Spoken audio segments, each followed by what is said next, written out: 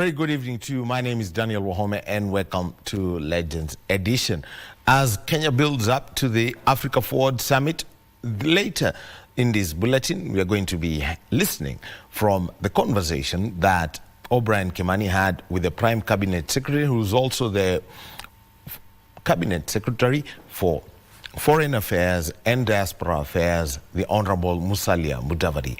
But also stories about the KRA and KBC roadshow as the sensitization comes your way about how you're supposed to pay your taxes and all of that. But first, let's get the highlights before we get into the main bulletin.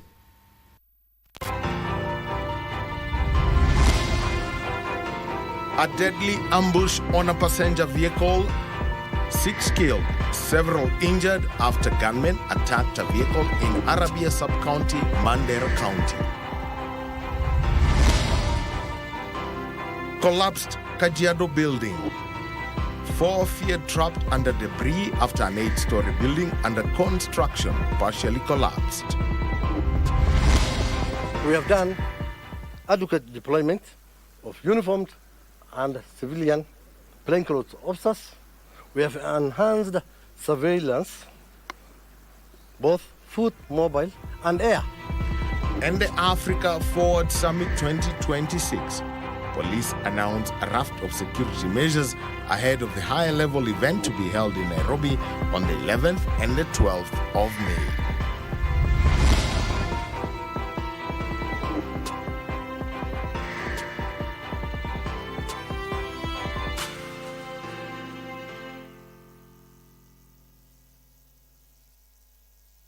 And welcome to this bulletin. Now, 6 people have been confirmed dead and several others injured following a deadly ambush on a passenger vehicle in Arabia Sub-County, Mandera County.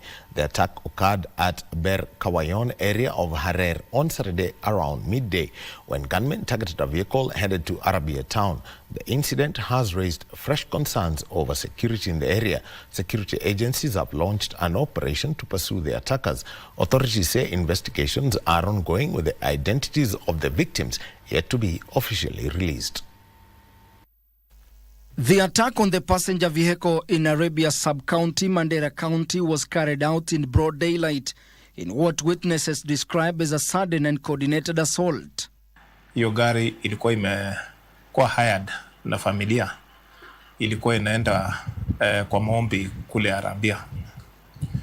Kufika Omarijilo Senda, kuna mtu alijitokeza kutoka kwa msitu na akapiga risasi hilo gari.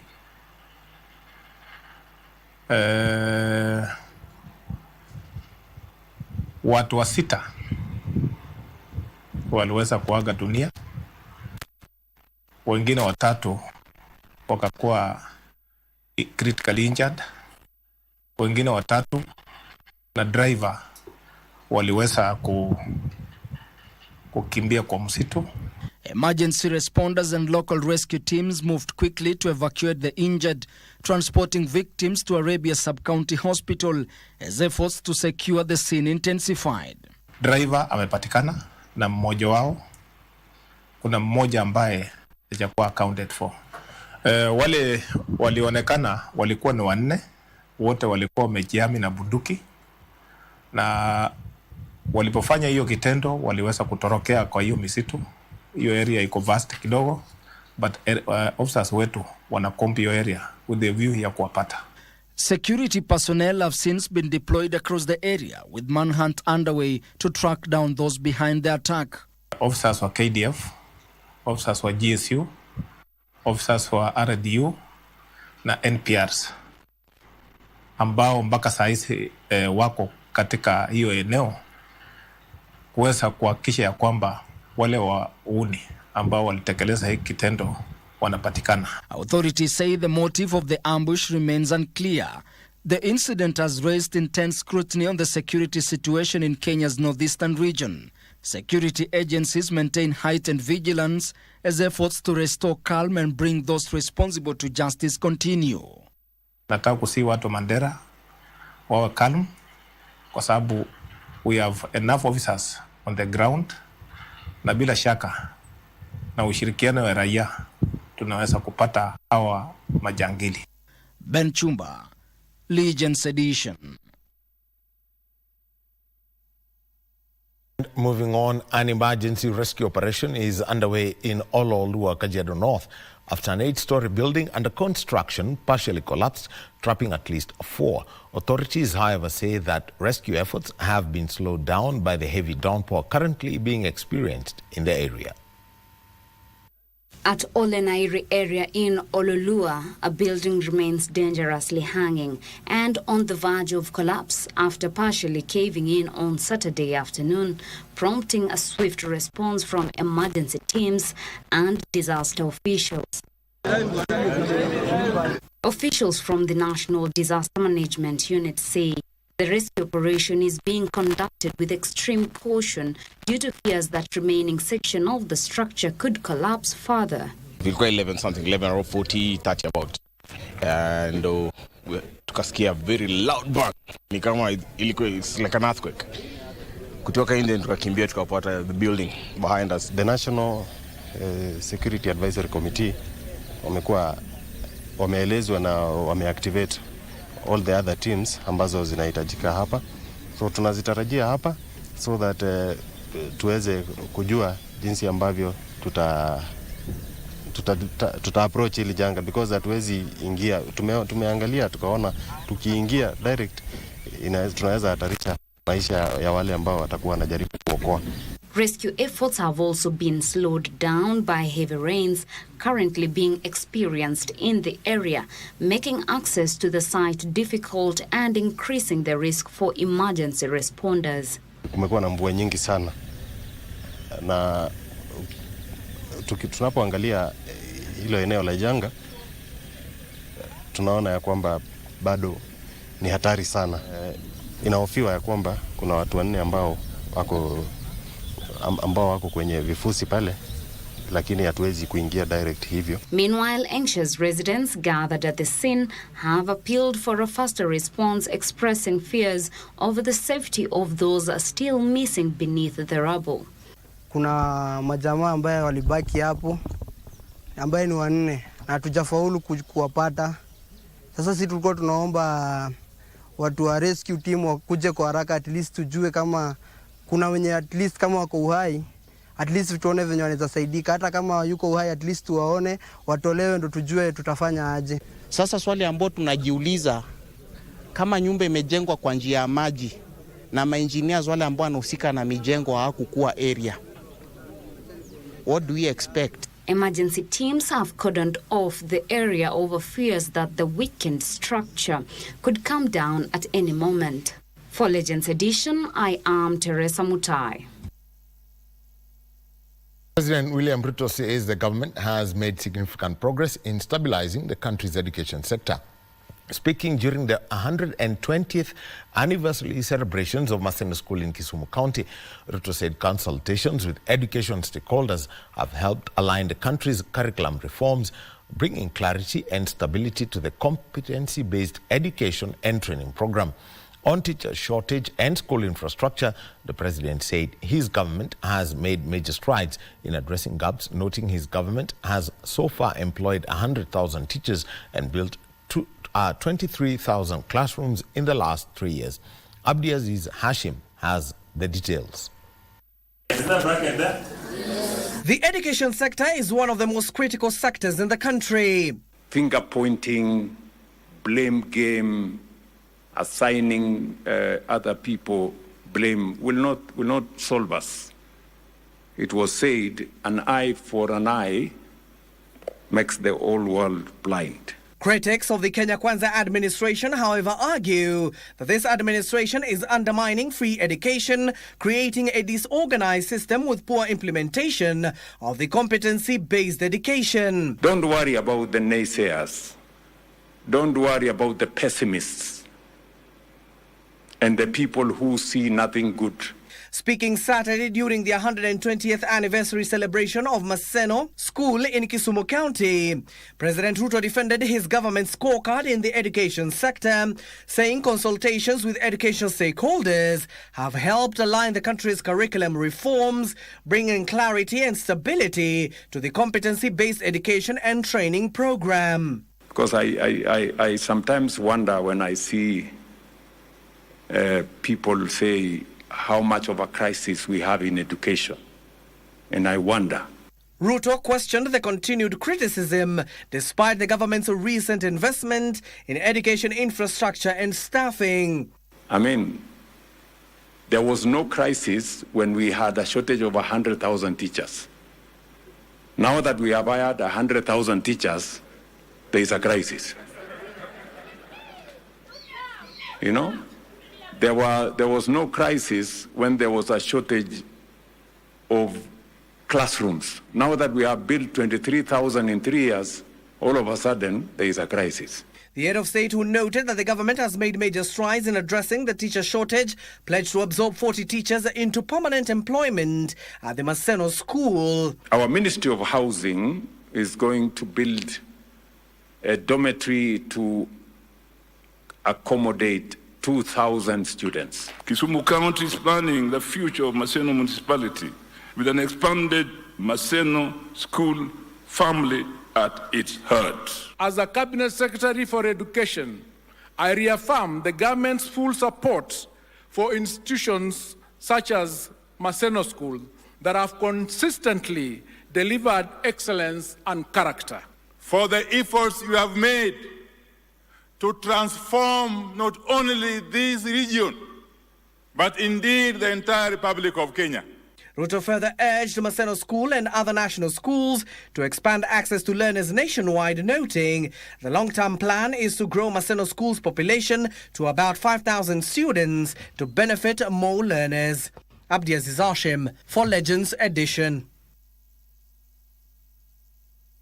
Now, moving on is that a section of Nairobi County Assembly members allied to the United Democratic Alliance UDA have commended President Dr. William Ruto for what they termed as an inclusive development agenda across the country. The MCA said tangible progress is being witnessed in the region previously underserved.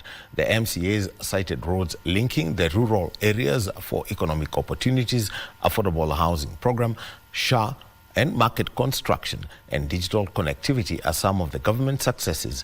They were speaking in the California ward in Nairobi County during the electorate's social audit of the development in the area. Ziko Shauri Moyo na wapi kwingine na Starehe. Hizo nyumba ni zenu. Na president amepunguza, sasa unalipa only 5%, unakuwa allocated nyumba, unalipa hiyo nyumba for 30 years inakuwa yako. Mimi siletee siasa ya ukabila. Hii Nairobi tumalize nini? Let's talk ideologies. Tuta improve afya vipi? Hiyo SHA ambayo tunaambiwa kuna shida. Watuambie hizo shida turekebishe. Sawa? Hiyo ndio mwananchi anataka. Hii soko iko hapa nje ya New Pumwani Primary School. Hiyo rehabilitation yote, kubadilisha mabati, kupaka rangi, kuweka tanks, kutengeneza hiyo kabro iko nani? Mnadhani nani alitengeneza hiyo soko? Kwa hivyo ni maendeleo, si maendeleo? Hii barabara ya Marimbi, wacha hiyo ya Waudo, hii barabara ya Marimbi, tangu siku ile niliweka hii kabro mpaka leo imekuwa na matatizo.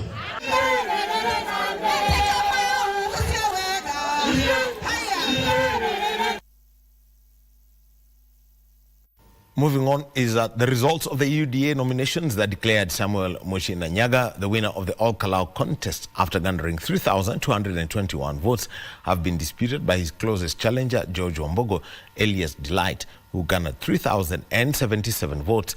This is as DCP is expected to name its flag bearer after party nominations were held today in what is promising to be a politically charged contest. The All Kalau parliamentary seat fell vacant after the death of the area MP, David Keraho. The race to succeed the late David Kiaraho has gained momentum after the ruling party finally unveiled its candidate in the hotly contested race that attracted 10 aspirants. Na ninawaalika ili waje tujiunge pamoja. ili tarehe 16 huu ushindi tuweze kuupatia chama chetu cha UDA. However, George Wambugu, alias Delight, the closest challenger of Samuel Muchina in the UDA nominations, accused some unnamed Nyandarua politicians of influencing the voting in favor of the Muchina. The interference was very evident by them influencing the voters to vote for a particular candidate. Yet, I was also part of the UDA, which forms the government. Meanwhile, the DCP carried out the nominations today, with its flag bearer set to take on UDA's candidate in what is promising to be a political charged contest. Yetu ni kura ambayo unaona sanduku iko, unaweka kura yako hapo, na mnahesabu vile inahesabika. So ningependa kuambia kwamba walikuwa na wasiwasi, haongeweza fanya hivyo, sababu ndoo yao haingejaa na ingeonekana. Hata ile kura 1100 walipata, pia waliongezea. Elsewhere, the People's Renaissance Movement Party has dismissed claims of being linked to Linda Mwananchi faction led by Nairobi Senator Edwin Sifuna. We are not Linda Mwananchi. But if Linda Mwananchi do approach us, who would hate a friend who thinks like you? Kazi iko mbele yetu, inatakikana ifanywe na kila mtu. Kwa hivyo na iko namna hiyo dunia. Kwa hivyo si ati tunaenda kuida kila mtu. Hii kazi ni yetu sisi wote. Speaking after officially opening its office along Riara Road in Nairobi County, which will serve as the party's headquarters, the interim chair of the party, Njenga Warugu, said they will consult with the like-minded leaders in the run-up to the polls. This means we are going to achieve it, and we cannot achieve it without the people. That's why we are the People's Renaissance Movement. Let us not be swallowed by just sloganeering. Let us now stand for something. Mkiungana na wale like-minded, because nobody can do this thing alone. Let us not cheat ourselves. Meanwhile, a section of women grassroots leaders in Kirinyaga have endorsed efforts by Governor Anne Waiguru to rally Mount Kenya region to support the re-election of President William Ruto. Na governor wetu usiogope, tumwambie usiogope. Ile kazi tumeona ukifanya, ufanye Mount Kenya region na ufanye Kenya mzima. Kwa sababu wa mama hawa wa Kirinyaga wako nyuma yako. Na sisi tunasema ni 2 term. Timothy Kipnusu for Legends Edition. Now moving on, we all know that over the next 3 days, Kenya is hosting Africa and the world. And the National Police Service has heightened security ahead of the 2-day Africa Forward Summit 2026, scheduled for Monday and Tuesday next week.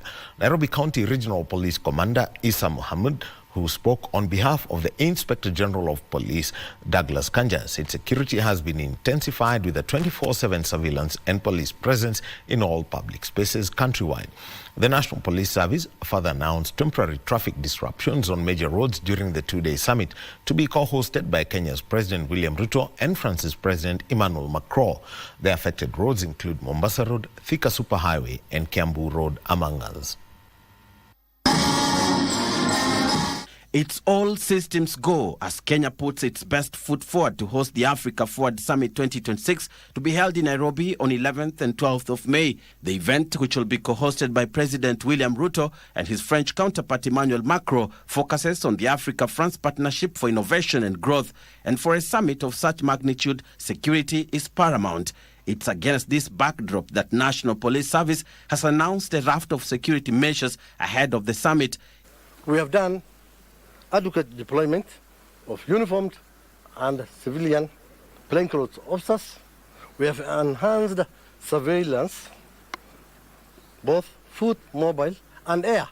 In a speech read by Nairobi County Regional Police Commander Issa Mohammed on behalf of the Inspector General of Police Service Douglas Kanja, a multi-sectoral security team has been deployed in the city as part of the enhanced security during the 2-day summit.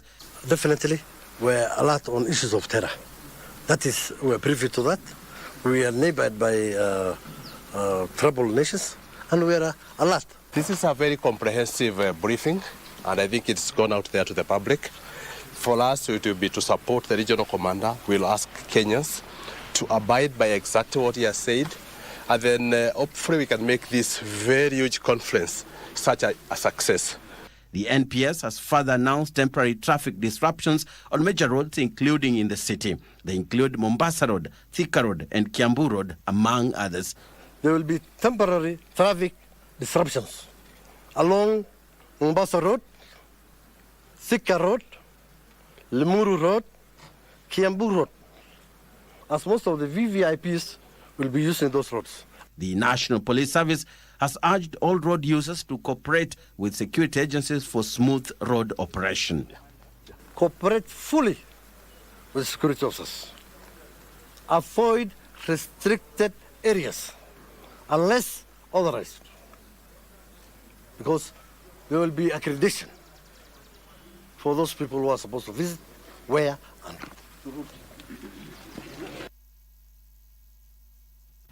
Now, moving on is that the Kenya Medical Practitioners and Dentists Union, the KMPDU, have launched a push for a 55% pay increment in their 2025 to 2029 collective bargaining agreement, warning they will down their tools if their grievances are not addressed within 90 days. Speaking during the union's annual delegates conference in Nairobi, KMTDU Secretary General Dr. Dev Chiadela also asked the government to promptly settle all pending arrears owed to the Ministry of Health doctors, employ more doctors, and improve medical insurance cover for health workers in the country. Joseph Wakungu has more on this report. Fresh from securing another 5-year term in office, the Kenya Medical Practitioners, Pharmacists and Dentists Union leadership wasted no time in announcing a series of demands they want addressed by the national and county governments.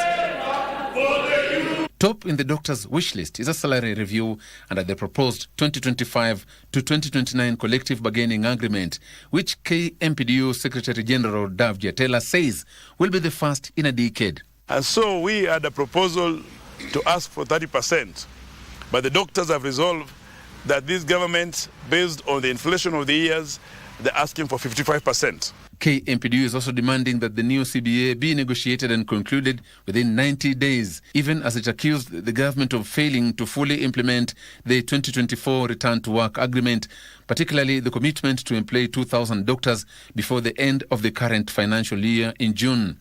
Further, KMPDU is demanding payment of 1.75 billion shillings in arrears released to the counties last year, but which has yet to reach the doctors. While we are giving government a notice and we are going to negotiate and engage with them for the next 90 days on some of these matters and some in 21 days, we will say that when that time lapses, we will also negotiate by being at home. The union also raised concerns over poor medical insurance cover for doctors, saying many medics are forced to pay for treatment from their own pockets, despite working in hospitals.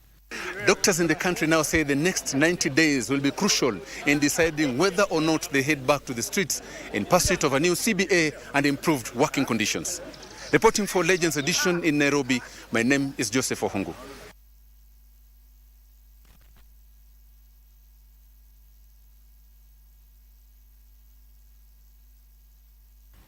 And with that story by Joseph Wakungu, where medics are agitating for better pay and other things, we take our first break. And when we come back, we shall be talking about actually defending Kotu and also how you keep up with ensuring that your taxes are paid and also your filings are up to date, courtesy of KRA and KBC.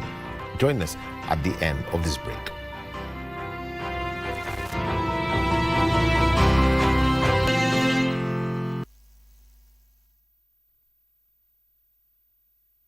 Wakenya, ni wakati mwingine wa kuhakikisha kuwa umefile KRA returns.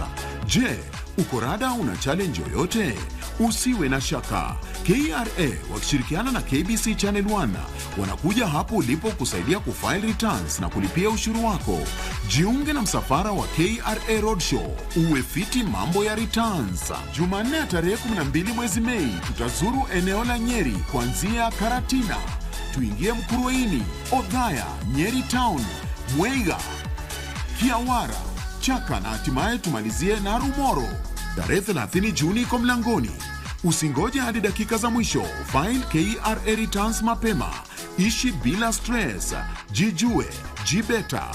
KRA, tulipe ushuru, tujitegemee. continent full of potential, a future full of possibility. The time is now. This May, the world watches Nairobi as Africa and France come together for innovation, growth, and the partnerships that will define our tomorrow. This is the Africa Forward Summit. On May 11th, KBC and Y254 go live from the University of Nairobi for the Africa Forward Business Forum, where 1,500 leaders, CEOs, and young entrepreneurs connect for green growth, AI, and investment. Then on May 12th, we take you live to the Kenyatta International Convention Center for the main Heads of State Summit, with the main focus being green industrialization and energy transition, reform of the international financial architecture, blue economy, sustainable agriculture, peace and security. Africa Forward Summit, live on KBC Channel 1 and Y254. Don't miss it. What do you do when the young girl, the little girl that you raised, becomes a grown woman with her own voice, her own choices, and her own perspective? How do you learn as a mother how to let go? And how do daughters learn how to understand the women who raised them? I am particularly worried about the kind of friends she makes. Yeah. And that is one thing that I do not want to let her just walk out. She's more concerned about who I am, how I portray myself, how I think, how I speak, all that, instead of what does society think about you. I want to be someone that you say, what is your problem? Like, if it's that issue, talk to me. Talk to me. Tell me I had a bad day. You will have to evolve yourself. Yes, not your children evolving, but you yourself evolving to be able to cope and adapt. So for me, it's easier. But the truth is, having to give birth 2 years in a row was a mess for me. In a world where news is ever-changing, staying informed is more important than ever. Join us every week on News Check, your go-to show for the latest in current affairs, breaking news, and in-depth analysis. A warm welcome to KBC News Check. From politics to global events, we bring you content that matter to you. We're not just speaking about the governance and how we want to see it, but want to actually participate. Get your facts, hear from the experts, and really understand what is happening around you. We need to change our system first. You have to do the impossible to make sure the message is home. Stay ahead, stay informed, stay engaged. Will these people, everybody agree? Just listen to me. Let's give him a chance to clear the air. Catch News Check every Tuesday and Wednesday from 10 a.m. to 12 noon. Only on KBC Channel 1.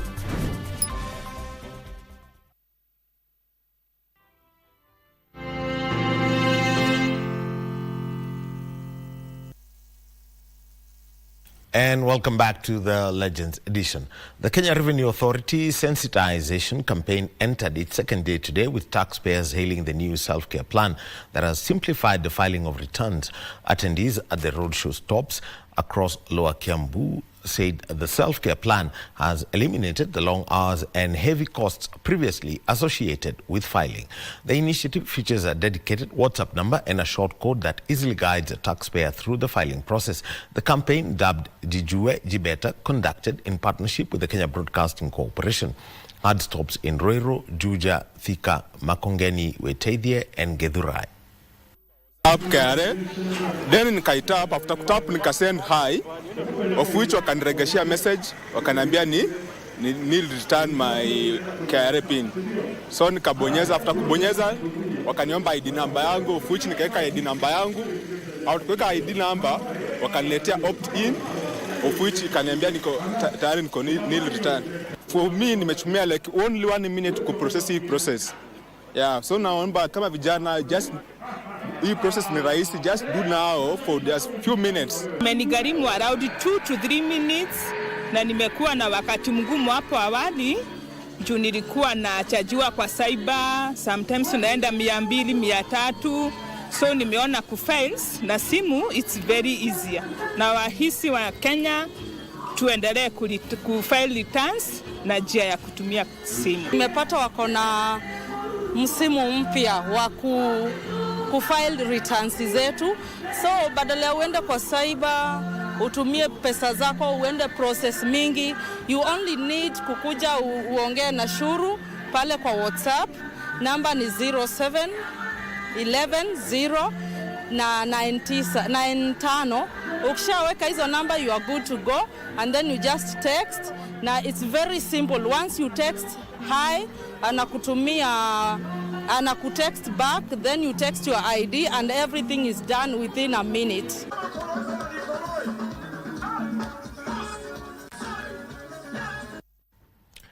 The Central Organization of Trade Unions Secretary General Francis Atwoli has hit back at former Deputy President Rigathi Gachagua over his claims that the union is ineffective in managing workers' affairs. Atwoli says KOTU remains unshaken in its quest to ensure favorable working conditions for Kenyan workers and is unbothered by threats by naysayers to form an alternative union. Citing the 12% increment in general wages announced by President William Ruto on Labor Day, the KOTU boss dismissed Gachagua's claims, accusing him of playing politics. Atwoli was speaking in Muhoroni, Kisumu County, when he attended a funeral of a long-time trade unionist, Joshua Oyuga. Wafanyikazi wanapata shida. Juzi, for the first time, tumefanya negotiation na His Excellency the President amepatia wafanyikazi wa Kenya 12% across the board general wage increase upon minimum. Kila mtu atapata hiyo pesa. Fanyikazi. Wale watu wa agriculture minimum wage imeenda juu na 15%. Hii hapana pesa kidogo. Na yeye ana demean, ana maconmen around him, wanamwambia horses unaweza kuanzisha chama. Wanaweza kuanzisha chama kweli Kenya hii wafaulu kama mimi niko? Hata yeye anaweza kwenda kwa bunge kama mimi niko? Anaweza kuwa president wa nchi kama mimi niko? And on to our county's roundup, where the chairperson of the National Assembly's Departmental Committee on Education, Julius Melly, says the government is undertaking major reforms in the education sector through digitization to eliminate ghost learners and non-existent schools that have for years led to the loss of billions of shillings in public funds. This and more stories in our county news roundup. Speaking at Ruth Kiptui Girls School Kasok during the launch of the school's strategic plan and annual general meeting, Melly noted that the introduction of the Kenya Education Management Information System will help streamline operations in the education sector and ensure transparency in the management of education funds. According to the legislature, the government has already addressed loopholes that have enabled ghost learners and fictitious schools to siphon public resources meant to support education. Na shule za hizi mmeuliza mambo ya ICT lab. Na hiyo lab inamaanisha chenye inaendelea katika hii shule hata payment of fees sio kwa receipt ile ya kuandika nini, ni kwa nini? Kwa e-citizen. Na ilipwe, na we are very accountable because of a transparent system of education. In the meantime, nominated Senator Tabitha Mutinda has condemned utterances made by nominated Senator Karen Nyamu directed at a grade 10 female student, terming it as a show of disrespect. Mutinda, who is eyeing the Nairobi's women's rep seat, has called on members of the political class to desist from utterances that are meant to disrupt political sanity in the country. Really want to take this opportunity to condemn what Senator Karen said about the young children. It is wrong. It's completely wrong. I have come here to continue encouraging our young students to excel in the fields that they belong. We should never look at them in any adulterous forms or that kind. I've engaged them with the beautiful students of Brookhouse School. I've wished them success, and that's what we should always do as leaders. And the proposal to consolidate bursary funds into a single national kitty to benefit all needy students has received support from David Ndakwa, who says the move will ensure more vulnerable learners fully access school fees supports. Nataka mkao ya CDF hii ya bursary pia ipatikane kwa kitu moja, kwa sababu kila mahali wanapeana bursary. County government inapeana bursary, serikali inapeana bursary kulingana na Ministry of Education, mbunge anapeana bursary. Kwa hivyo nataka tu insist kwamba hii ni budget nilipata ikiendelea, nimechikasa, nimefanya ile nimeweza.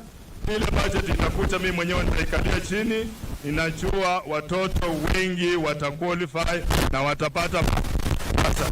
And senators have put governors on notice over the misuse and mismanagement of billions of shillings that were meant for programs to support climate change adaptation measures. According to the Senate Standing Committee on Lands, Environment and Natural Resources Chair, Mohamed Faki, the government had committed over 21 billion shillings in the last 3 years towards initiatives that were geared towards reducing carbon emissions and ensured communities become more resilient. Our main focus is to reduce the greenhouse emissions through afforestation, through rehabilitation of the forests, mitigation on flood and drought, and such like things, and then resilience in terms of water and water management and availability of water to our communities. We are trying to enforce this framework and also plan now for the next phase of FLOCA, because the first phase has already been concluded. It was about a grant of about 7 billion every year for the last 3 years. Finally, the Migori County government, through its Department of Health Services, has enhanced emergency referral services by digitizing its response to medical emergencies through a rapid ambulance response system known as Ambulancy. The initiative is aimed at reducing fatalities and preventable health complications caused by delays in transferring patients between health facilities. The system was set up in November 2025 to help us manage or rather respond to emergencies and referrals within the county. As a county, we're having 11 ambulances that are fitted with trackers. There are 2 types of trackers. We are having for managing how the patients are moved from facility to facility and also managing our fuel. That is fleet management. So this is a milestone for the county, first of its kind since inception of our devolution. Michelle Mutheu for Legends Edition.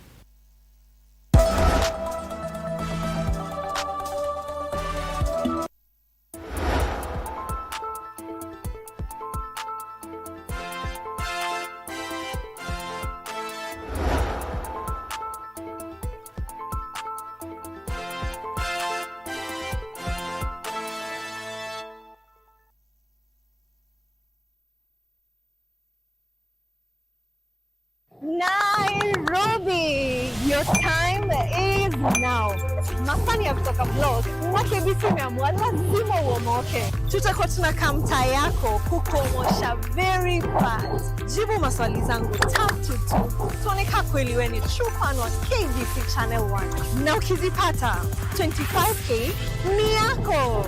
So make sure una watch KBC Channel 1. Alafu kinicheki kwa streets. Niulize kana kuomosha leo. Omoka na KBC Channel 1.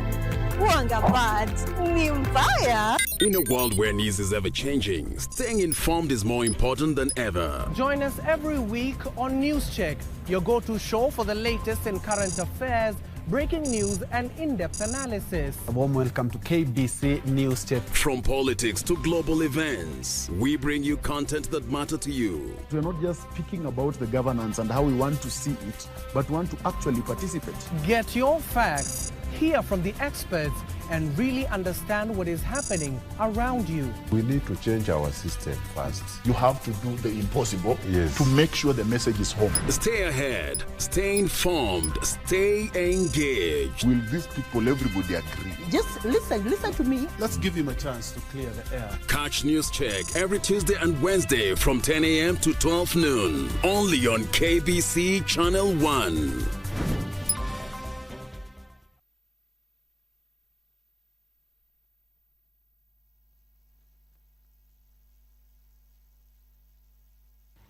And welcome back to Legends Edition, and we get into sport, and we start with the FKF Premier League, where Shabana FC and Ulinzi Stars played out a hard-fought bar and draw at the Gusii Stadium as both sides struggled to find a clinical edge in their match week 31 league encounter. Despite strong home support, Shabana struggled to convert their chances against the disciplined Soldiers' defense. The result earns both teams a single point, keeping them steady in the mid-table standings as the season nears its conclusion. Meanwhile, AFC Leopards defeated Mara Sugar by 2 goals-1 at the Nyayo National Stadium. AFC Leopards are second on the league standings with 58 points, 6 behind leaders Gor Mahia. Meanwhile, Kenya Police and Nairobi United held their training sessions today ahead of the league matches tomorrow against Gor Mahia and Kariobangi Sharks, respectively. Kepape Tutu amepangua kwanza, Derrick amepangua pili, Sylvan Rix inaletwa chini kwa chini huko, inapita na inaondolewa bado na.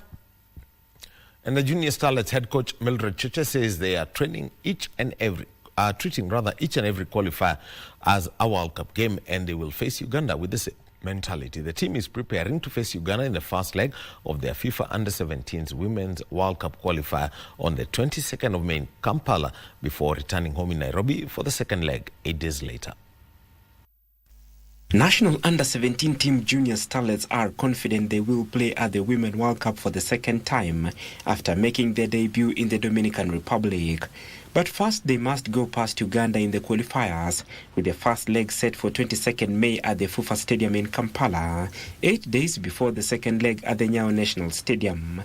Each match we are playing, we are treating it as a World Cup match, that there shouldn't be a difference in how we are treating England and how we are treating Uganda. So the same mentality that when they play at the World Cup is the same mentality they should bring when they are playing Uganda.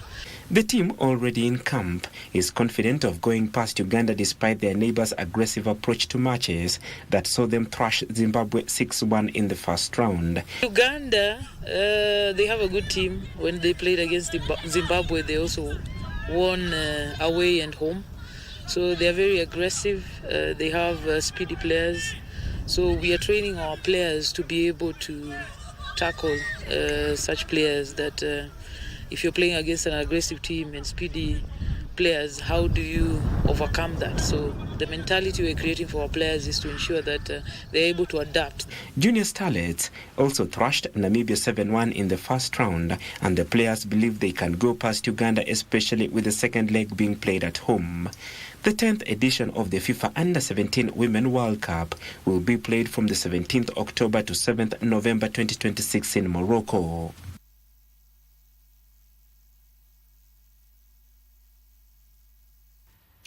And Kabras Sugar RFC defeated KCB 14-8 to win their 5th Kenya Cup title in a row in a closely contested final played at the ASK Showground in Kakamega.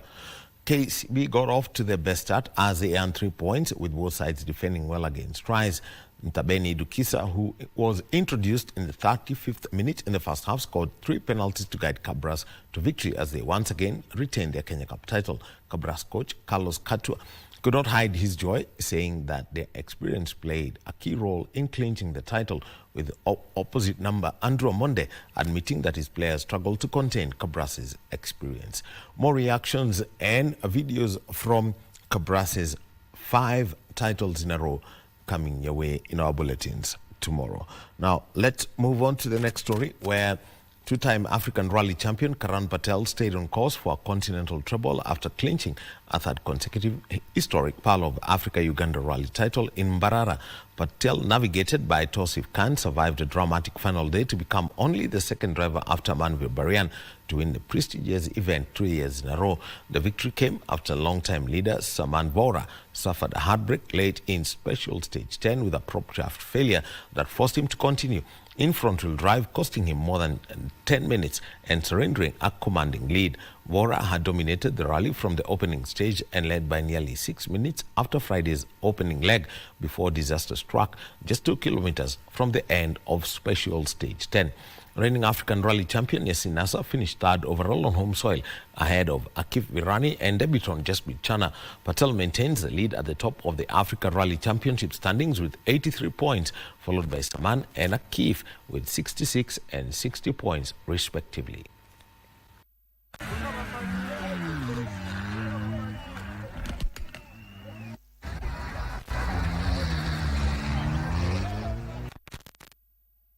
The Principal Secretary for Sports, Elijah Mwangi, has called on Kenyan players taking part in emerging disciplines to register with the Sports Registrar's Office as part of enhancing their professional development, while congratulating skating ace Kelvin Kerry at his Talanta Plaza office.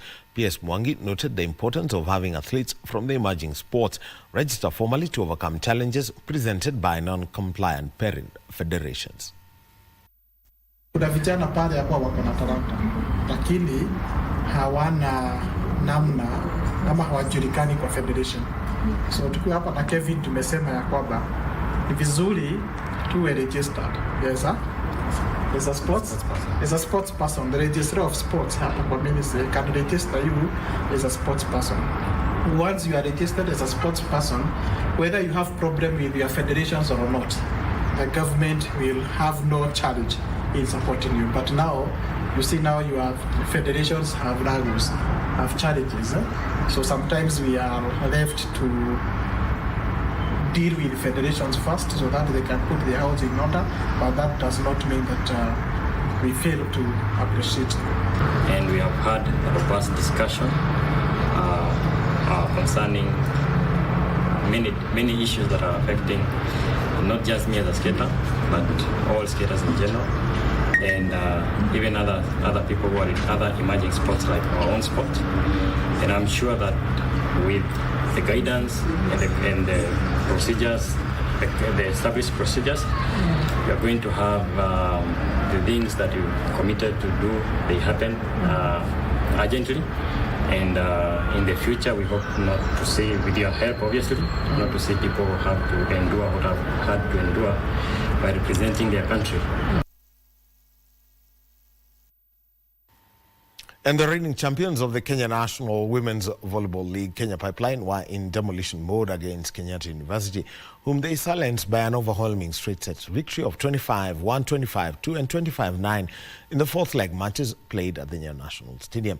KCB did not spare A+ either in another show of dominance to beat them in straight sets of 25-13, 25-16 and 25-11. Kenya Army overcame Young Spikers by 3-1 in another match. Bunge FC bounced back to secure the maximum points against DEF, whom they beat in straight sets of 25-22, 25-20 and 25-15 in the Division 2 matches. The Beasts dropped a set against Kenya Air Force, who won the 25-17, but ensured they bagged all the important points in the remaining sets to seal a 3-1 win of 25-21, 25-21 and 25-19. ASOB were, however, forced to sweat by the University of Nairobi before overcoming them by 3-2. Simlo did not share any points with their opponents, Kenya Navy, whom they beat in straight sets.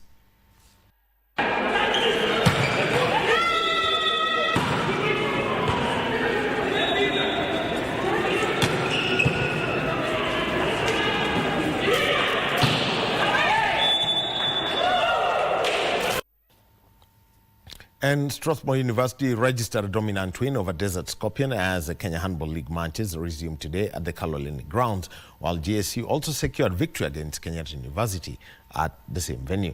Strathmore University delivered an impressive performance to defeat Desert Scorpion 38-24 in the men's matches. Strathmore took control of the match early, leading 22-18 at halftime, before extending their dominance in the second half to seal victory with 14 goals. In another closely contested fixture, the General Service Unit edged out Kenyatta University 25-19 to continue their strong run in their league campaign. The league action is set to continue tomorrow, with more matches scheduled to take place at the Nyayo Handball Court as teams intensify their push for crucial points.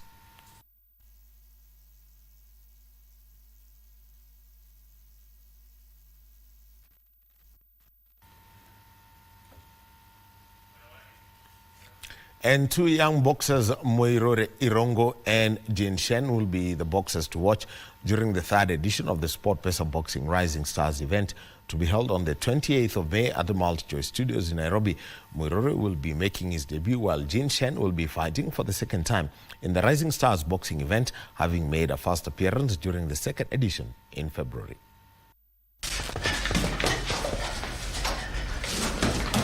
Muiruri Irungu and Jean Shen have been training at the Dragon Fitness Arena in Nairobi, hoping to make a mark in their respective bouts on the 28th of May at the Multi-Choice Studios in Nairobi. We've done a lot of running, a lot of weights, a lot of strength training, a lot of plyometrics. We've done the full scope of strength and conditioning to prepare for this fight, so I think it will show. 22-year-old Ruri has been training hard under coach Kevin Onyango as he aims to begin his boxing career with a win against Kenyan John Logove. Victory, obviously, if I can finish the fight, I'd love to. But at the end of the day, the most important thing is to win, and that's what I'm going for, an emphatic victory. The two will fight in a 4-round featherweight bout that will be one of the 8 fights of the 3rd edition.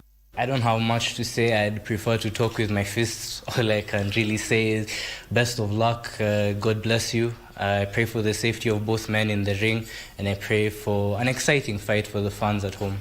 His training partner Jean Shen will take to the ring for the 2nd time, having fought in the 2nd leg of the Rising Stars boxing event 3 months ago. First time nilicheza na SportPesa UFS ilikuwa February this year. Ilikuwa tulipigiwa late, but tuliazana, nikashinda. Sasa hiyo wameniita tena, niko ready to represent Dragon. Jinshen will fight Elas Njoroge in a 4-round bantamweight fight, and he will be motivated also to win the fight due to his daily routine training. Tumeanza training late, not even late, immediately after the fight, we started training. So since March till now, tumekuwa tukifanya strength and conditioning, a lot of pad work, a lot of weightlifting, cardio. So yeah, I'm ready. The fights under promoter Maurice Odera of UFS Boxing are part of the Rising Stars program by SportPesa to create a platform for identifying young talents in the country. I can say thank you to SportPesa for sponsoring the event. I think it creates a huge platform for even grassroots boxers to come up, maybe that would not have had the exposure to even leave this stage, but internationally, you know, I think it's a great place to gain experience, to gain exposure, to gain connections. And all I can say is thank you to SportPesa and keep doing the great work that they're doing. And to those at home, please continue to support us. I also thank Maurice Odera of UFS because right now he's the promoter. He's putting up games after every month and he's giving us a spotlight to showcase our skills. So thank you.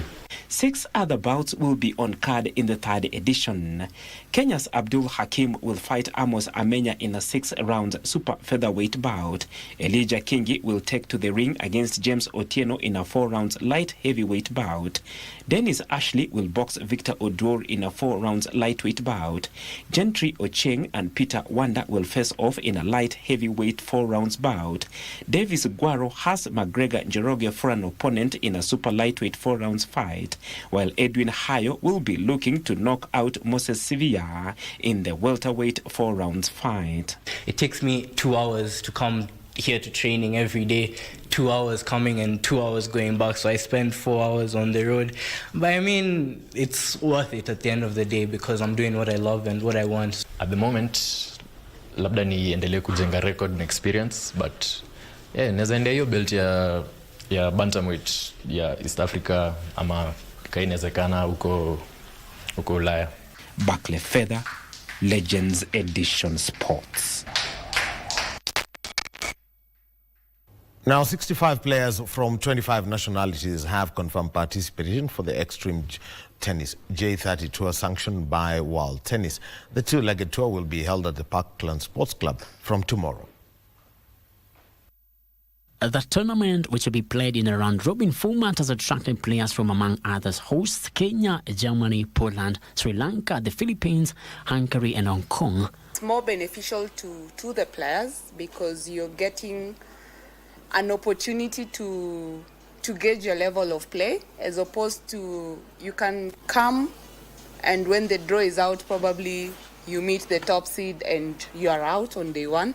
Organizers said the J30 tournament is aimed at improving player rankings by giving junior athletes an opportunity to earn valuable world ranking points through competitive international matches. Extremely excited the milestones we have made in the last 5 years, that we are continuing to reshape our club to be home of sports in general. This year marks the 4th consecutive year since the successful partnership between Extreme and Parklands in bringing the ITF World Junior Tennis Tour to Kenya.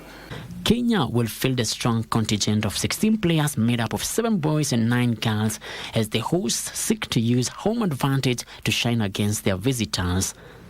Frederick Muki for Legends Edition. Now, in first rising mixed martial arts star Felista Mugo has stamped her recent win at the opening leg of the Professional Fighters League in Pretoria as a morale booster and one that will build her momentum ahead of the grueling season. Our reporter Bernard Okumu speaks with the Lubumbashi-based Kenyan fighter, reflecting on her journey and dreams of conquering the world through mixed martial arts. Felista Mugo is part of a new generation of African fighters rising through the ranks of global MMA, proudly representing Kenya on the Professional Fighters League PFL Africa stage. Mugo's journey into the sport reflects resilience and deep passion for competition, having begun as a taekwondo and Tong Il Modo athlete. I started training for Kempo Karate at 2019 and also did Tong Il Mondo. I'm a 2 times gold medalist for Kenya. So for MMA, I switched in 2023. That's when I started training for MMA. Her 4th fight made her believe in her future in the sport of MMA. My 4th fight, that was in Ghana, whereby I finished, but also I had the 3rd fight, which was good. But at that moment, the first fight I was not doing for myself. And the 2nd one is when I accepted it and I decided to be doing it.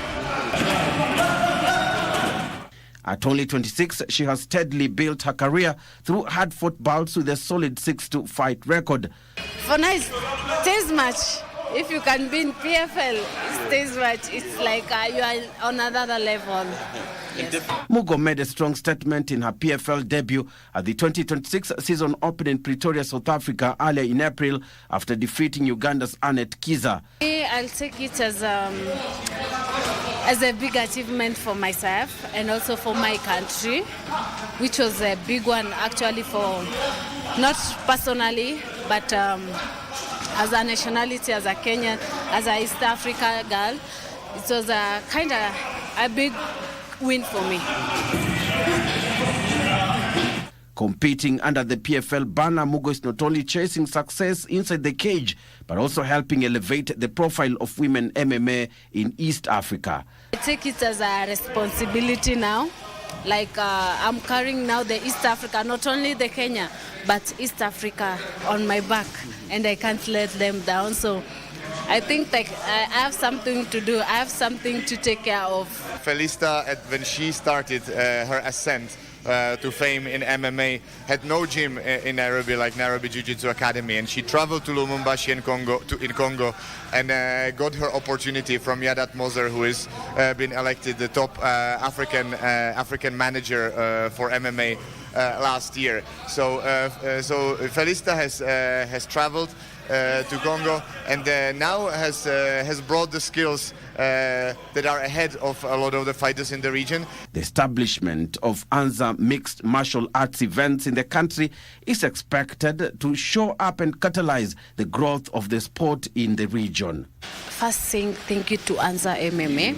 It's like it has brought something to Kenya. You see, for me, when I was starting it, we didn't have many opportunities like what ANZA is promoting now. Like now is that such thing, it's a big thing, like we are celebrating that and we appreciate a lot. And also for the means of the Nairobi Jiu-Jitsu, which is making the athletes to train in the gym, like have the idea on what they do, and then to go to perform in ANZA. That's just a great thing that has ever happened here in Kenya. Even as the name suggests, is a promotion built to give the fighters a start in their career, whether it is amateur or professional. But beyond ANZA, there is a huge competition in the world of different kind of money that ANZA can currently offer to professionals. As PFL Africa expands across the continent, Mugo stands as a powerful example of the talent emerging from the region, with more expected to follow in her footsteps. They saw it before they came to Africa. That's why they are here. They saw how potential Africans have. And also they decided to bring to nurture their talents that we are also capable of doing it. We have the strength, we have everything to do it. More excited to have PFL actively involved in East Africa.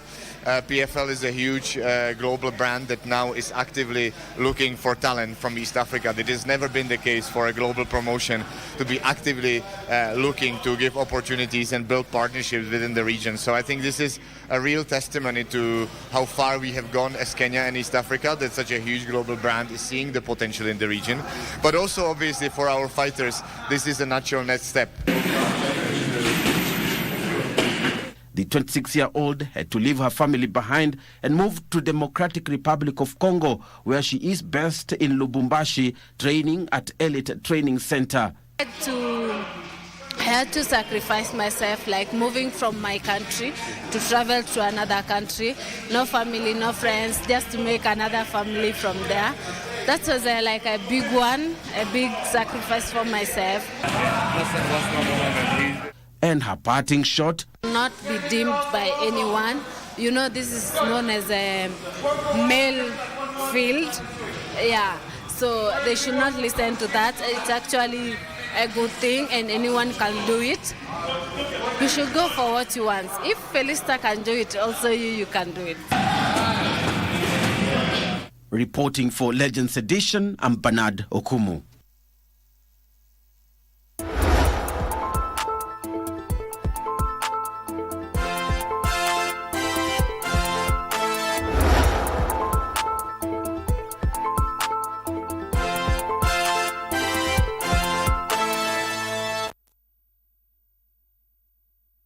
Well, we're done with the sport, but let's stick with the Africa Forward Summit that KBC is going to be covering on Monday and Tuesday.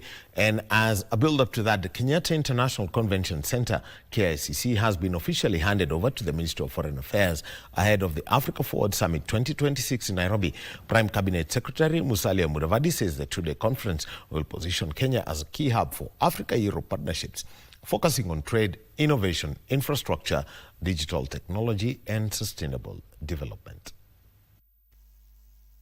Kenya's MICE sector, that comprises of meetings, incentives, conferences, and exhibitions, is a rapidly growing pillar of tourism, accounting for 27% of total international arrivals in 2024. Positioned as a premier African hub, it is targeting over 150 billion shillings in revenue by 2026, driven by high-profile international meetings and infrastructure improvements. The high-level forum is expected to bring together heads of state, government officials, investors, innovators, and development partners from across Africa and Europe to discuss the future of economic cooperation and sustainable growth on the continent. We are happy that Nairobi and KICC are doing it again, and this remains the address the world returns to when the conversation truly matters. Prime Cabinet Secretary Musalia Mudavadi says Kenya is keen on strengthening its position as a regional diplomatic and investment hub, with a focus on mutual investment to develop and finance concrete solutions to shared challenges in health systems, food sovereignty, competitiveness in artificial intelligence, access to energy, and the blue economy. The summit to catalyze investment pipelines, commercial partnerships, technology transfer, financing opportunities, and new areas of economic cooperation across multiple sectors. The two-day summit, slated for the 11th and 12th of May, is a first of its kind to be hosted in Anglophone Africa, a significant milestone that reflects the broadening and deepening of Africa-France engagement across the continent. Nairobi has increasingly emerged as one of Africa's leading diplomatic financial,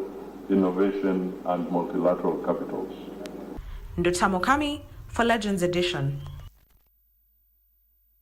And as Kenya is set to host the Africa Forward Summit 2026, our own very own Brian Kimani had a sit down with Prime Cabinet Secretary Musalia Mudavadi as he shed light on the upcoming two-day summit. And that interview is how we close Legends Edition tonight. Over to you, Brian Kimani, in a conversation with Prime Cabinet Secretary and Cabinet Secretary, Ministry of Foreign Affairs and Diaspora Affairs, the Honorable Musalia Mudavadi. Well, for the first time in the history of the Africa France Summit, it's being held in an Anglophone country. This is the first one, and of course, more than 30 heads of state are converging here in Nairobi for this critical meeting, which is going to discuss, among others, how to restructure the global financial architecture, as well as green energy, and of course, deepening relations between Africa and France. Nairobi is going to be the host. This meeting is going to be huge. And that's why we have on set the Prime Cabinet Secretary and the Minister for Foreign Affairs, Dr. Musalia Mudavadi. He's going to break it down for us, what this means for us as a nation, and what do we expect out of this meeting. Thank you very much indeed, Waziri, for your time. First of all, help us understand what a moment is this for Nairobi to be chosen, for Kenya to be picked up to host this meeting? Well, it's a very significant recognition for us, and it speaks to the capacity of Kenya to convene critical international gatherings. Now, on May 11th and 12th, we are going to have the Africa Forward Summit being held here in Nairobi at the Kenyatta International Convention Center.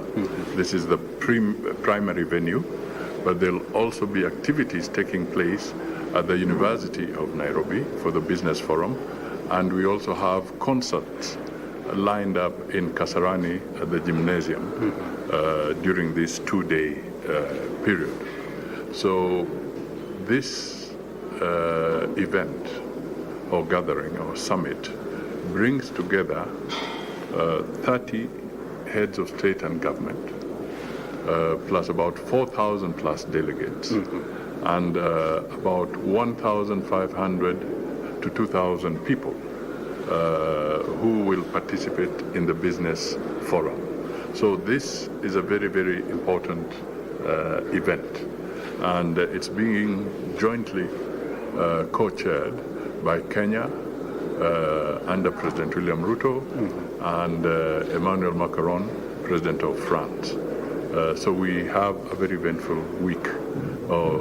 Next 2 days come ahead of us. Yes. I know this meeting is going to address 7 thematic areas, and one of them is green energy transition. Can you talk to us a little bit about that? Yes, this is a very critical thing. One, Kenya already has 93% of its energy from the green sources. That is largely geothermal, wind, and solar. So in terms of what we have achieved, Kenya is way ahead of many other countries because we want to break away or move away from the fossil fuels. Now, the other thing is to be able to talk more about green industrialization, to also talk about how Africa can also benefit more from green financing, the carbon credits, and so forth. As you will recall, not too long ago, President William Ruto chaired the KAHOSK, the meeting here on climate matters for the African Union. The African Climate Summit. And the Nairobi Declaration has become a blueprint for Africa on matters of climate change. So that was a very significant development. So we equally know that in this meeting, the resolutions that come out of here will carry far and wide. And one of the most immediate places is that France happens to be taking over the chairmanship of the G7. And there'll be a meeting in Evian in June in France. And President William Ruto, on behalf of Kenya, has been invited. So clearly, this meeting is very timely in the sense that the narrative, the agenda that emanates from this meeting can be part of the broader global conversation. That, I think, is important. And then the final thing I would say is that the whole issue about diversified energy has become even more important because we are now beginning to see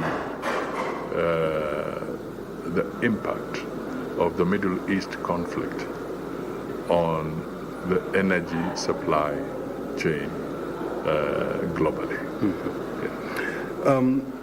We know that France is, of course, is a leader in nuclear energy, and I know Kenya, on its part, is planning also to establish nuclear power plants. Is this a conversation that we are likely to pick up with France to help us with expertise as well as funding? Absolutely. These are some of the areas that will be canvassed in the round table that will be focusing around this thematic area. So you're absolutely right. You see, when you look at France, it was one of the countries, it was one of the first countries to recognize Kenya's independence back in 1963. But when you look at the trade between the two countries, this is heavily skewed towards France. As the Minister in charge of Foreign Affairs, what message are you going to pass to France to see how more they can deepen their investment in Kenya? I think we are closing in. It's almost evenly balanced. Kenya has made some very significant advances in the sense that we are able to export primarily to Europe. It's one of our biggest destinations, and France is one of the countries that is party to this. And also some of their, as you heard earlier when the ambassador was speaking, there are close to 200 French companies that have invested in this country. All right, so that is significant. But apart from that, Kenya signed the EPA, the Economic Partnership Agreement with the European Union. And France is a member of the European Union. So the benefits that are defined in the EPA to allow quota-free and to allow duty-free access to the market in Europe includes France. So it is for us now to capitalize on that framework and be able to move forward.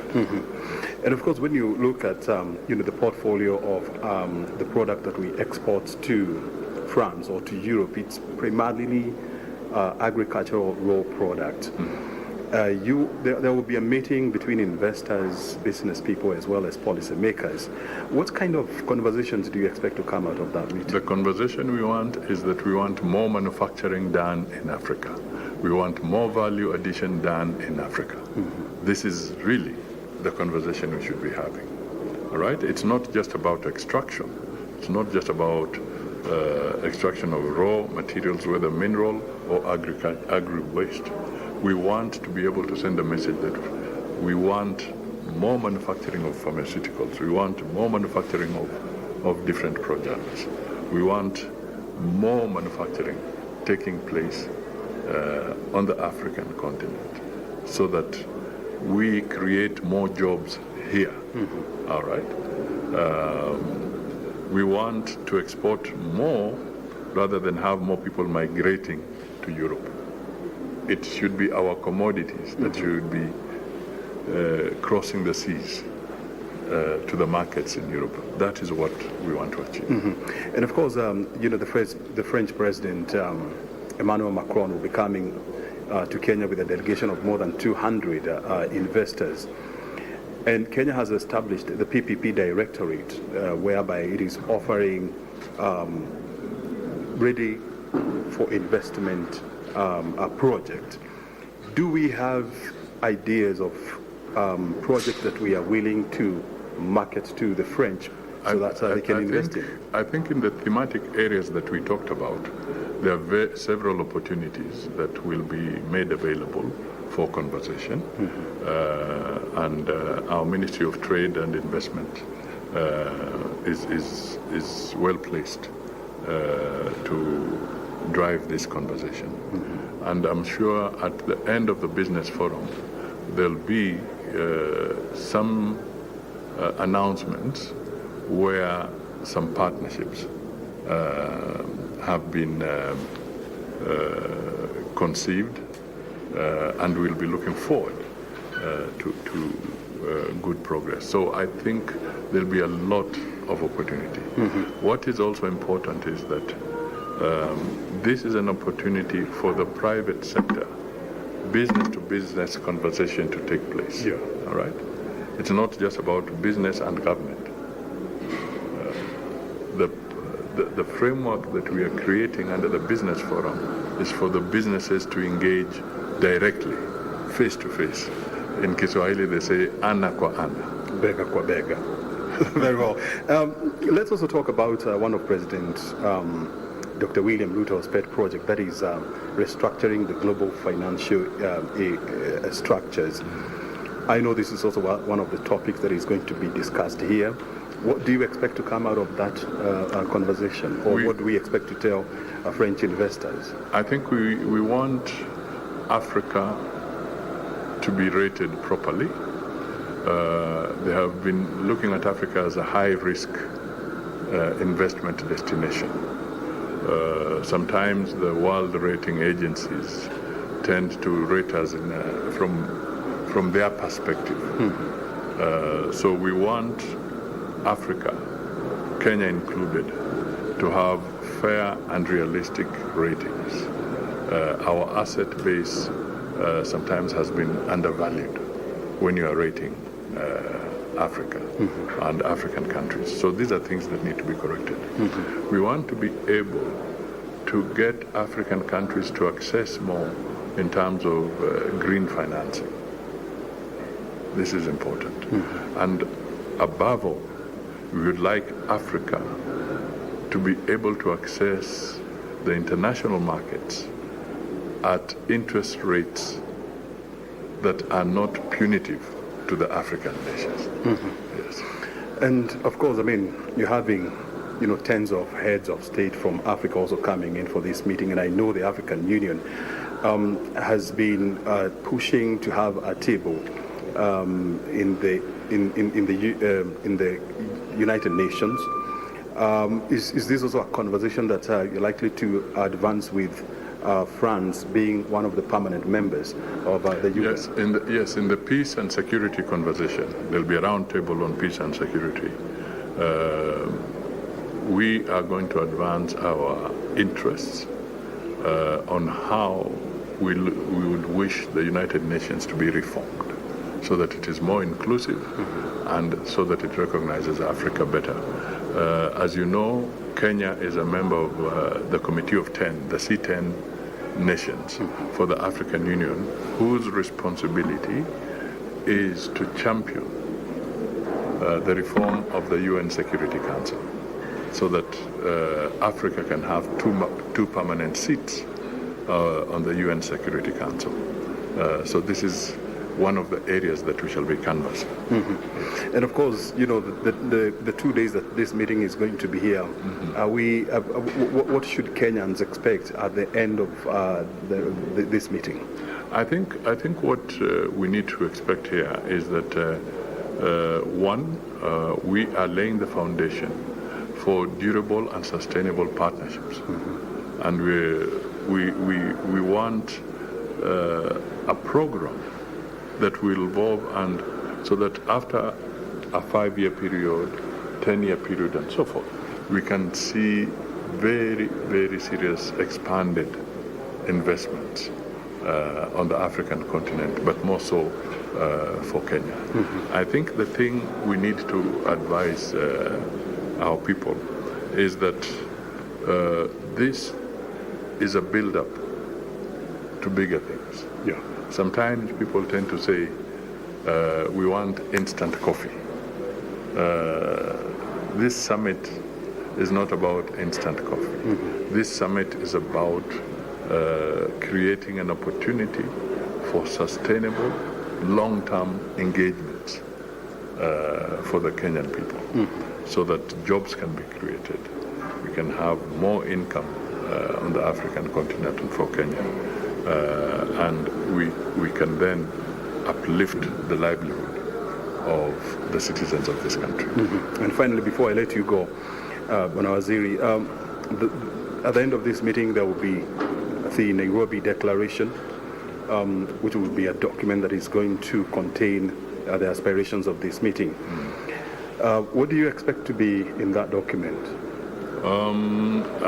First of all, before we go there, if we were to just look at it also in terms of growing tourism, okay, and the number of delegates that will be in town, this is also very important for us in terms of the service industry, the resources that they will leave here as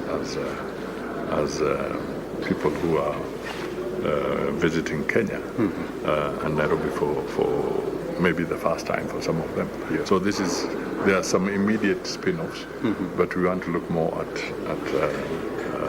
the long term.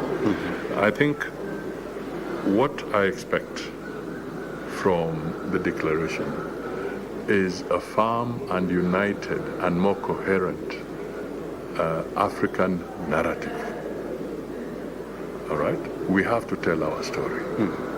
We have to define our objectives.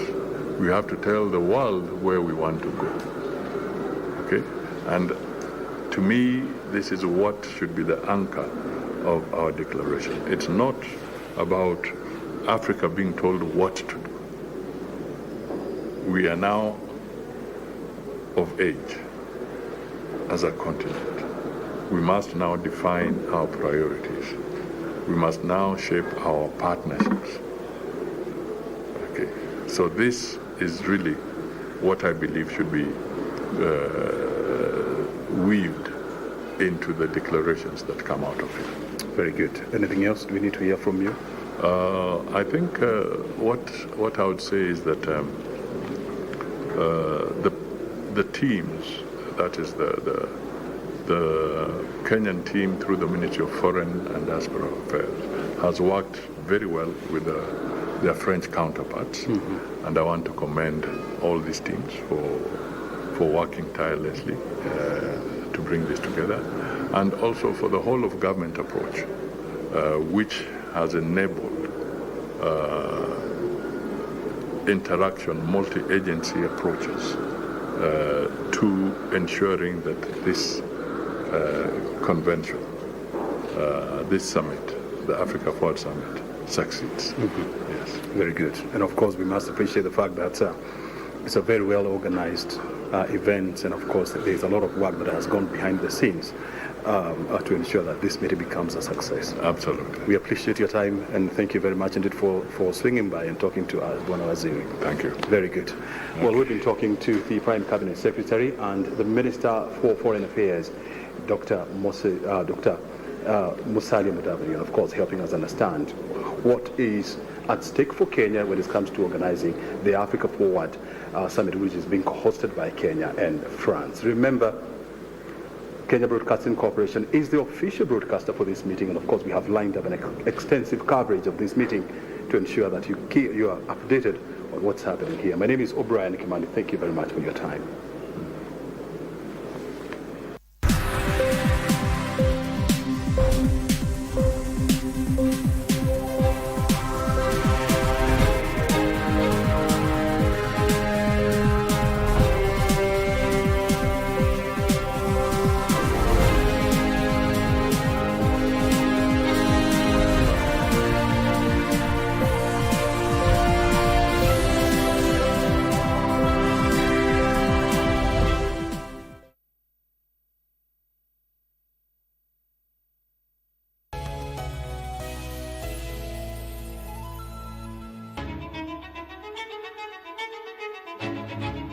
is Irene Muigai.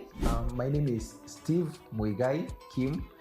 We met at campus while we were at Egerton University, Joro. I just saw a guy and we grew to be very good friends. Lakini alikuwa nakatiwa anakuja ananiambia niliachwa. And he asked me to be the girlfriend. Dad did not attend their wedding. Mom, Dad ako wapi? Kwani hawajafika? My ankle had to be pulled. We differed. Ile mbaya ile ya kuachana. Just because of a key holder. Was it a key holder? And so I'm very intentional as a mom to help my kids process things. Who apologizes first after a fight? Oh.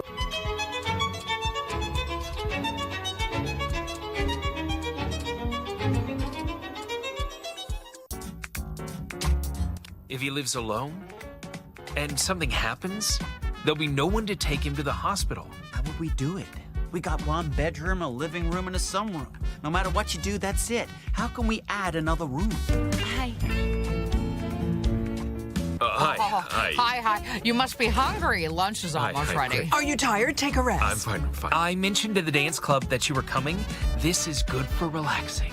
Oh yeah, from Andy Liu, a Bluetooth speaker. We use it for dancing. The sound quality is awesome.